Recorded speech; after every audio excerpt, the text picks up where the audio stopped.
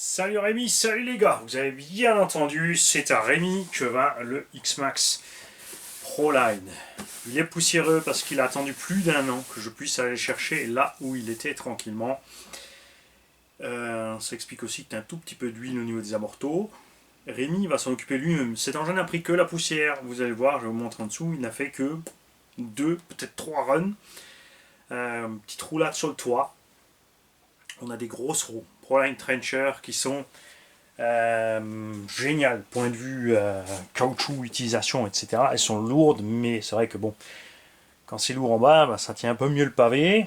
Et surtout que Rémi roule dans des gravières et là, les pneus d'origine souffrent vraiment, alors que ceux-là, non. Je te conseillerais de descendre peut-être un tout petit peu le rapport de transmission. D'un autre côté, essaie d'abord, parce que vous l'avez vu, sur le mien, avec les roues d'origine, j'ai roulé en... D'origine, on a une transmission, un rapport de transmission primaire de 3. C'est-à-dire qu'on divise par 3 les tours moteurs. On est en 18-54. 54 divisé par 18, ça fait 3.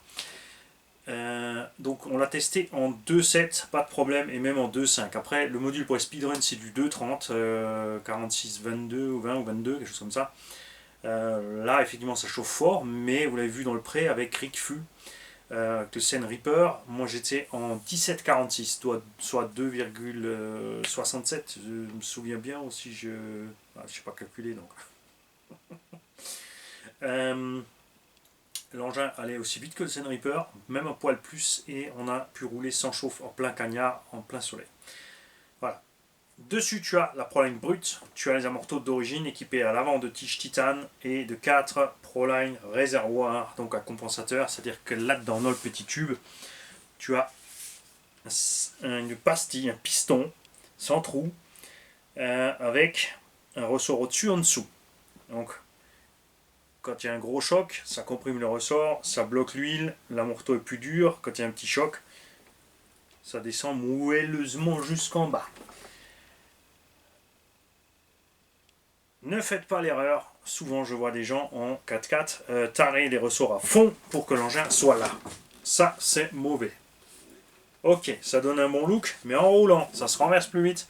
Et surtout que augmenter le tarage ne durcit pas le ressort. Si ton ressort fait 10 kg et qu'il perd 1 kg au centimètre, c'est-à-dire qu'il freine d'abord 1 kg, 2 kg, 3 kg, 4 kg, jusqu'à 10, et là, boum, il est par terre et s'écrase. C'est un calcul hypothétique. Attention, c'est pour vous expliquer. Si toi, tu tares 5 cm, eh ben, tu perds les 5 premiers.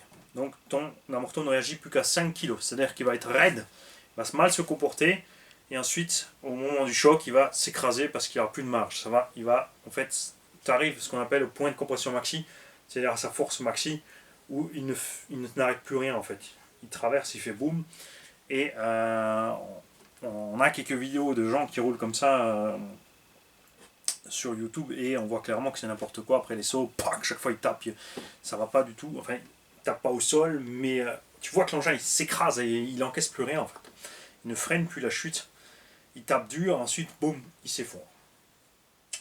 Et là, comme tu peux voir, on est réglé moite-moite. C'est ce que j'avais fait aussi, tu l'as vu sur le X-Max 1650 kV avec le Monster X. Là, tu vois, tu peux largement décrocher. Regarde, l'engin descend tranquillement.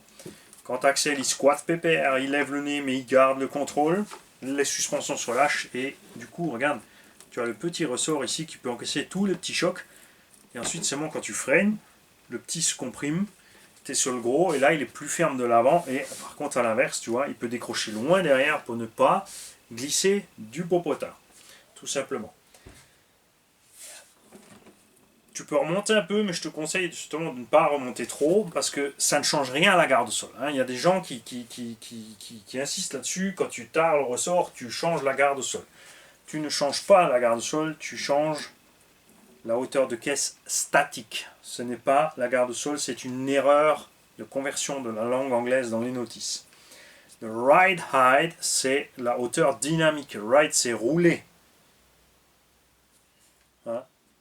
Parce que ta garde au sol maxi est toujours au maxi. Même si tu vires le tarage, ton engin va être là, ils vont dire « Oh, il est plus bas !» Non, il n'est pas plus bas. Parce que quand tu vas accélérer des lestés, il sera toujours à son maxi. C'est là qu'intervient la vis de bride dans le triangle, la vis de butée.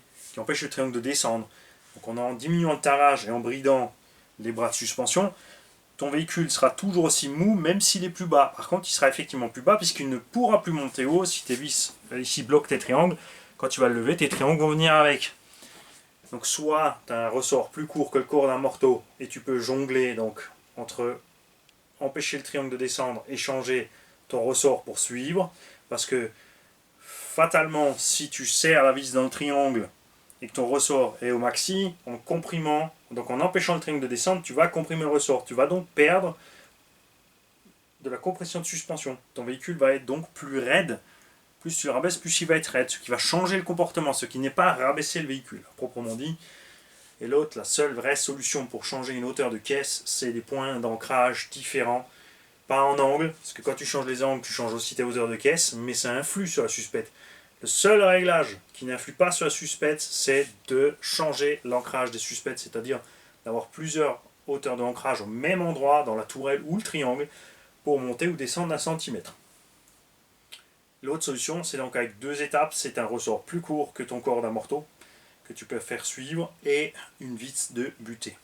La vis de butée sert à autre chose, elle sert à arrêter le triangle pour ne pas que tu arrives au maxi, là où tu arraches ton capuchon d'un morteau ou ta rotule. Il y a plein d'endroits où ça pose problème, sur plein d'engins, sur les Traxxas 1 dixième, sur le X-Max, c'est rare. J'ai cassé un capuchon d'un morteau sur tous les X-Max que j'avais avec tout ce que je leur ai fait. Après, c'est vrai, on en avait cassé 2 parce que chacun a des casses différentes. J'ai cassé une fois ou deux une bielle de direction, c'est 24. J'ai jamais cassé de marchepied, il a réussi.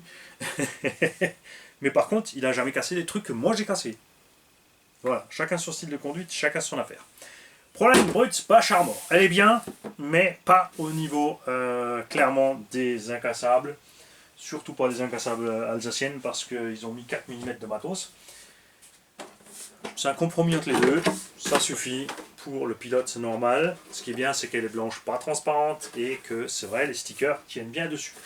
A priori, à fortiori, tu nous diras ça quand tu rouleras. Tu as aussi évidemment la carreau d'origine. Hop. Si tu veux mettre ta carreau d'origine sur l'étagère, parce que quelqu'un a dit oui, j'hésite pour les carreaux incassables à cause de la finition. Ben, ce que je te conseille de faire, c'est de rouler avec l'incassable. Et quand tu rentres chez toi, de poser ta belle carreau dessus. Tu n'as même pas besoin de l'arceau ni rien dedans, tu vois, hop, tu la poses. Comme ça, il est beau. Cet engin a été acheté avec 4 lipos et le chargeur. Il y a 2 lipos Traxxas 6750, le chargeur ID, double sortie, 2 lipos M-Line. Donc, coût de départ déjà quasiment 1700 €. Tu as donc 4 compensateurs Proline, c'est 50 balles la paire. Le kit de ressort complet Proline, ça aussi c'est 50 balles le jeu. C'est vraiment très con. Voilà, ça va parce qu'au moins ils n'ont pas de couleurs différentes. Tu pourrais t'en sortir avec un seul jeu. Mais le propriétaire était, il aimait bien avoir les 4 pareils, comme moi. Donc il a acheté 2 jeux complets. Donc tu as déjà 200 balles d'options. Les tiges d'amorto 30 balles, donc 230 balles d'options rien que sur les amortos. Et les petites chaussettes métallisées au cas où. Donc le chargeur EasyPeak Dual ID. 4 lipos en parfait état qui ont été cyclés et stockés à température ambiante. Les résistances sont nickel, les batteries sont nickel. Tout est propre. Il faudra t'organiser, je pense que tu as déjà, je sais Rémi, enfin c'est sûr que tu as déjà un chargeur normal. Donc garde le chargeur normal, organise-toi juste soit des interconnecteurs de DIN à Traxxas si tu as du DIN, soit des cordons de charge Traxxas pour passer cela sur le chargeur normal. Parce qu'à chaque fois que tu passes sur l'idée avec ça, enfin il faut avoir le cordon adaptateur, le propriétaire ne l'avait pas puisqu'il avait aussi un chargeur standard. Il faut dire aussi au chargeur ID que c'est pas une idée, parce qu'il y a un petit truc rigolo, c'est que les chargeurs ID sortent le jus par là.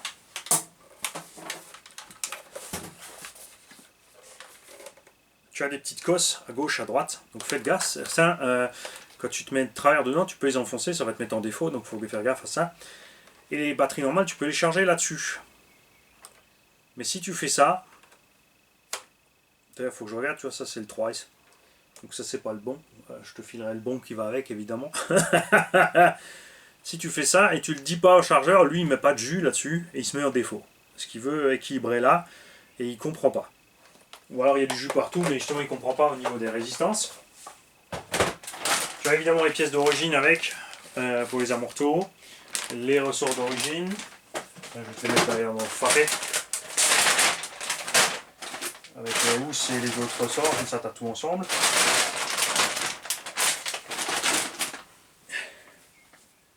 Tu as le kit d'éclairage Murat, donc encore une fois 60 € quasiment. Tu as le Servo 2085X dessus, qui coûte 100 balles de plus. Tu as les roues qui valent 200 balles les 4. Donc on va dire là, tu rajoutes que 100 balles sur le prix parce qu'il n'y a pas les origines. Il y a les biellettes de direction au tracing, ça tu verras si tu aimes ou pas. Moi je préfère les flex parce que ça encaisse les coups. Plein aussi ils sont contents, donc tu les as dessus, tu as les origines.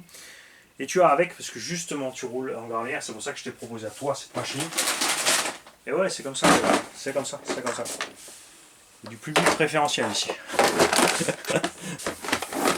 Non, c'est au petit bonheur la chance. Il était beau dans le bon moment. Et voilà.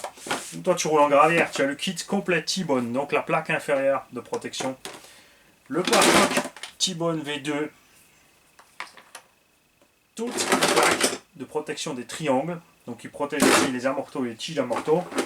Évidemment avec toutes les fixations. Tu sais travailler avec tes mains, je suis pas inquiet. Je vais pas devoir t'expliquer comment ça marche. Hein. C'est un simple sandwich sur le triangle avec la cale pour pas l'écrabouiller. Écrou contre écrou. Et t'es parti mon kiki. La radio évidemment. Avec ses piles qui sont encore bonnes. Et regarde. Pof, il est posé tout propre. Tout va bien. Il y a le petit capuchon qui manque là sur le boîtier réception. T'inquiète pas, je vais le mettre. Il est quelque part dans un coin. Et sinon, j'en mettrai un que j'ai dans un tiroir. Et oui, même ça, je le rechange. Là, j'ai rien touché à la machine. J'ai rien fait. Parce que, comme dit, elle n'a jamais vu la flotte. Et je veux pas la tremper. Donc, tu mettras un petit coup de soufflet de compresseur. Et encore, franchement, vu que tu roules en gravière, c'est pas la peine de nettoyer si c'est pour aller rouler tout de suite. De toute façon, après c'est sûr, c'est bien, c'est beau quand tu reçois l'engin tout propre, nickel, chrome, bien brillant avec son produit nettoyé en tableau de bord. Enfin, pas tableau de bord, un pare-choc extérieur dessus. Mais les 5 minutes qui suivent, de toute façon en gravière, ça sera pire que cet état-là. Comme tu vois, il a vachement servi. Et malgré qu'il ait roulé avec les prolins, regarde les noix. Elles sont toutes dans cet état-là, c'est-à-dire intactes. Tu verras, je pense qu'après un run ou deux, elles ne seront plus dans le même état. Le propriétaire était quelqu'un qui roulait cool pour la balade, pas dans l'optique de faire des sauts, des machins. Il roulait aussi justement autour de chez lui, il y avait beaucoup de caillasses, de calcaire et autres, donc d'où le choix de pneumatiques. Et regarde ça, comme ça se comporte super génial, comme ça quand il est posé en bas là. Il y a bon. Je sais pas si je vais te le donner en fait.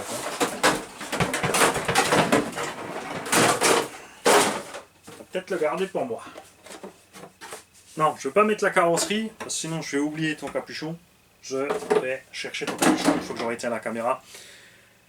Tu vérifieras évidemment le serrage des roues, un petit peu tout ce que tu veux. Comme dit, tu auras un peu d'huile sur les amortos parce qu'ils étaient longtemps à l'arrêt. Une fois qu'ils auront travaillé, ça va s'arrêter tout seul. On a l'habitude avec les X-Max.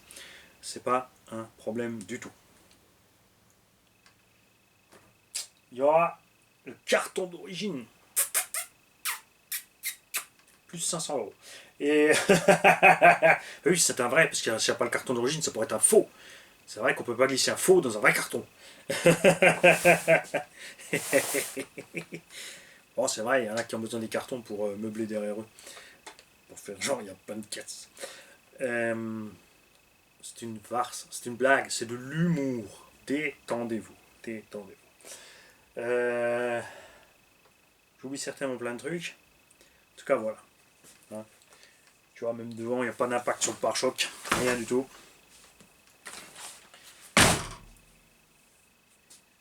On va te le mettre en route. Rapidou, puisque on a du jus dans la cliquette commande. Les batteries perso, moi je les roule au max en avant.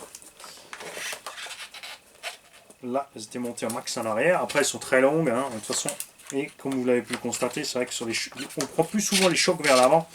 Donc c'est vrai que c'est peut-être moins couillon d'avoir des mousses devant pour ne pas endommager la lipo.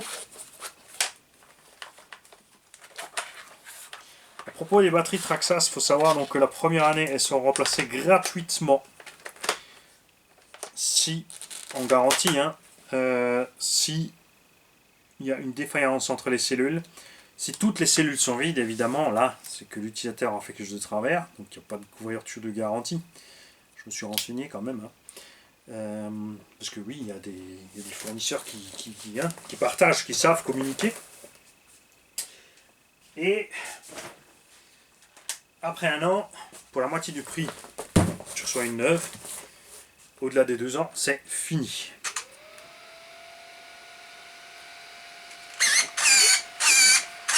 Les butées de toute évidence ont déjà été faites. Et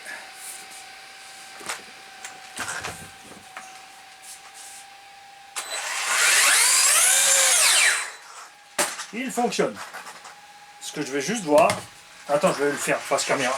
Ouais, TSM enclenché. Vire-le. Honnêtement, vire-le. Ça va cramer le cerveau, c'est tout ce que ça va faire. Il y a un pauvre petit moteur à charbon dans le cerveau. Gauche-droite, gauche-droite, gauche-droite, gauche-droite. Il fume.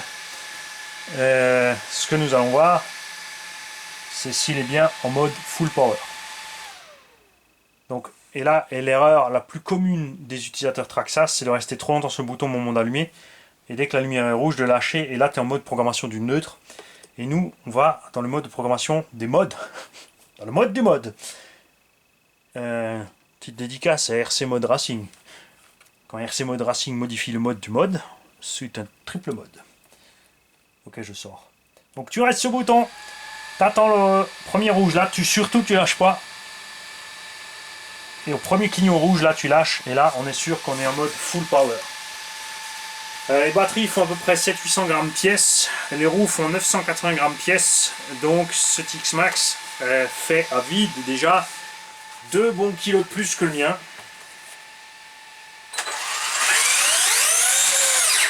Donc, c'est bien les batteries qui sont en mode storage. Hop. Fac, il n'a pas de patate. Là, c'est pareil, hein, pour mesurer la batterie, c'est un peu ennuyeux. Peut-être laisser ça pour le transport, ça sera plus pratique.